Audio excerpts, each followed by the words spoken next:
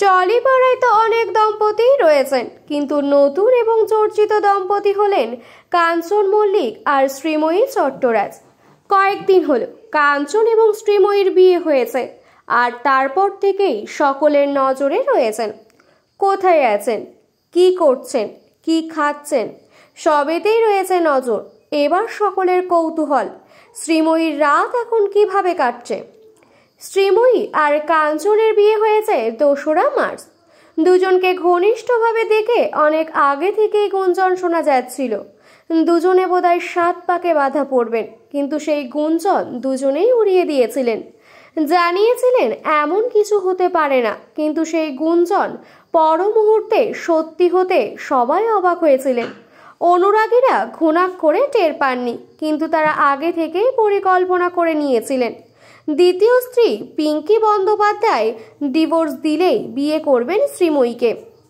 Divorce হয় ১০ই জানুয়ারি, তারপর ১ মাস ৩ দিন পর বিয়ে করেন।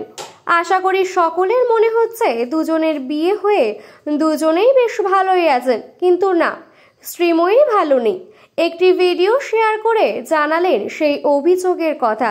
তিনি জানান, এই যে সারাক্ষণ ফোন ঘাটে, কিন্তু ফোন করলে ফোন ধরে না, যেই বললাম ফোনটা রেখে দিল।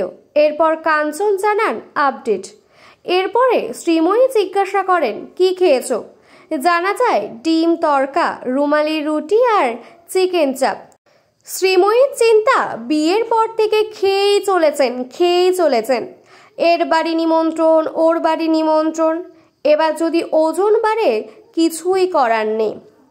এদিকে পিঙ্কি বন্দ্যোপাধ্যায় জানান, বিবাহ বিচ্ছিন্ন পুরুষকে বিয়ে করে তিনি ভুল করেছেন। শুধু মুখ থেকে বিয়ে করেও তিনি ভুল করেছেন। তাই তিনি নতুন করে ছেলে অর্ষের সঙ্গে জীবনটা শুরু করতে চান। ছেলেও চান না তার বাবার সাথে সম্পর্ক রাখতে। ছেলে বারবার জানিয়েছিলেন মায়ের সাথেই থাকতে চান, আর তাই মা ছেলে দুজনেই বেশ ভালো সময় কাটাচ্ছেন।